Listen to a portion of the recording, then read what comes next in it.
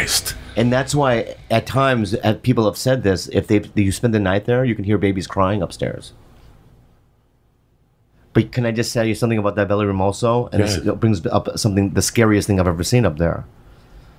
One night at 2 a.m, I was hanging out there, okay? And they go, you can hang out here, but upstairs they're doing something, but you cannot go up there in the belly room. I go, it's closed. Who gives a fuck? He's like, there's something going up there. Do not go up there. But I went up there. The back entrance, up the black. I opened up that back thing, right? It's pitch black in there, but I see candles. Right? I swear to God, I saw this. 15 people wearing hoods and purple cloaks. Oh my God. Okay? And they're chanting. Right? And then, so I go back downstairs and I wait to see. They come down after the seance. You know who I saw? One of them was Lily Tomlin. Okay? The second one was Bob Zamuda. You know Bob Zamuda? And they were seancing Andy Kaufman's ghost. Did it work? I don't know. I didn't stay up there long enough to know. But what I'm saying is that there's something about that belly room that is a portal of something. Why are you laughing? It's just crazy. It's a comedy club, and it's like a haunted house almost. I still remember living in 3515, being a child, not a child, being a teenager, and staying in on Friday nights to watch Sanford and Son. And there used to be a show called Ripley's Believe It or Not. Oh, yeah. Go to YouTube. First, find out who owns Ciro's. So, yeah, it was... Bugsy Siegel was the last one to own it. He wrestled it away from the There we go. So Bugsy Siegel. Previous owner. Was there ever a Ciro that owned it? No, the first owner was William Wilkerson. But his nickname was Ciro, though, I bet. But the people who rented it after he did went to Sammy Shore and said if he wanted to start a... Now, what was the second one? The second owner? What was the second thing I needed you to do? I think maybe Ripley's Believe It or Not. Yeah, go to YouTube and see if you find Ripley's Believe It or Not. But before you get into that, I want to just say the last point I wanted to make, which is there is something dark about the store. It's not because it's black. There's just a weird vibe there. A lot of comics, even though we're having an upswing, there's this girl who she has I'm not gonna name her name because I don't want to get in trouble, but she has a Netflix special, but she doesn't play the store. And I was at the Laugh Factory and I saw her perform, and she got off stage. I was right after her, and I never met her before. She's very funny, and I said, "You're very funny," and she goes like this. She goes, and she just walks away from me, right? Which is rude, right?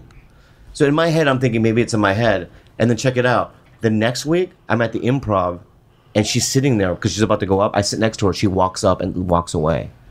So I did some investigating, and I go, this girl, she avoids me. I've never met her before. I never talked shit behind her back. And a bunch of comics were saying, oh yeah, anyone that works at the Comedy Store, she won't even talk to. I go, why? Because she believes that we're all like kind of like demons, and that we're all like a part of this weird comedy cult, that we're dark, we have dark energies.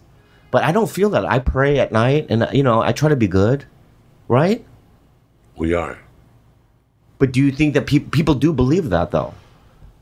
When I got here, the word on the street was industry would not go to the Comedy Store. Yeah.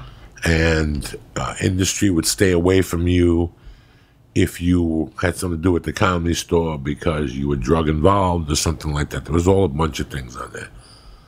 I know one thing, and I know one thing about you, Bobby Lee. The Comedy Store affected both of us. For the better or the worse? For the worst at first to bring out the better. Whoa. What the fuck does that mean? The other night I was sitting there at 1 a.m. I went down to the store and I followed you and I watched you. And I got in my car. And I'm having a hard time lately, Bobby Lee, if you want me to lie to you. You're my brother. And I can tell you, the last 2 years, I've struggled with people wanting to take pictures with me. I've struggled with people that send me emails and say, you and Lee are changing our lives. What the fuck are you talking about? I'm a fucking criminal, Jack. I'll put a gun to your fucking head and take your wallet right No, you won't. No, you won't. Believe it or not, that's who I was. I know, but that's not who you are. And I wouldn't be here if that's who you were. I was thinking about my ex-wife. I was really thinking about my ex-wife and about life and how she saw me at my worst. There is many few human beings that saw me at my worst. The guy I kidnapped, obviously. My ex-wife. This guy named Mike Roebuck from... he's an author. He's called into the show a couple times because he's my brother. There's very few. George Kolodinsky, who's my brother, he was there the night I kidnapped the guy, and he saw me do a bunch of dark stuff. You know, I was always a dark guy before I got to the store. Let's not fucking mistake who the fuck we are here. But when I got to the store, it does something to you. The original room does something to you. The main room does something to you that affects you. I don't know if you know this. Do you remember when I got the fat ball on my neck? Oh, yeah. I had a fat ball on my neck. Yeah. And I would I would do a line of coke and my heart would pump. Yeah. And whenever my heart would pump, the fat ball would come out of my collarbone. It would just levitate like Kennison with the spirit. And you could only feel it. So after I got off stage and my heart would work up, I go, Bobby Lee, come here. And you touch this and go, ooh, Joe, you better go to the hospital and get it checked out. I do remember that. Why would you have people touch it, though? Because I wanted you to tell me that I needed to get help because I was too much of a pussy to go to the fucking hospital. I thought it was your underdeveloped twin. Yeah. Like a twin that was underdeveloped. Remember that song was out. My twin, my head. What was the song that chick, the Speed Freak, with the boyfriend Josh Duchamel and the band, the Filipinos? My humps? My hump. My little sexy hump. Yeah. I had a hump there. I had this fucking hump, so I went down to see the cyanide. Boom, they took it out. And here's the funny thing. There's two things that happened to me that can validate what you're saying to me. This was the first thing, Bobby. You're going to shit your pants. I didn't know you were as spiritual as you were. When I came out of the surgery, the doctor came and he goes, how you feeling? He goes, listen, we had to zip a piece of your fucking collarbone. We removed the piece of your collarbone because what we thought was in there wasn't really in there.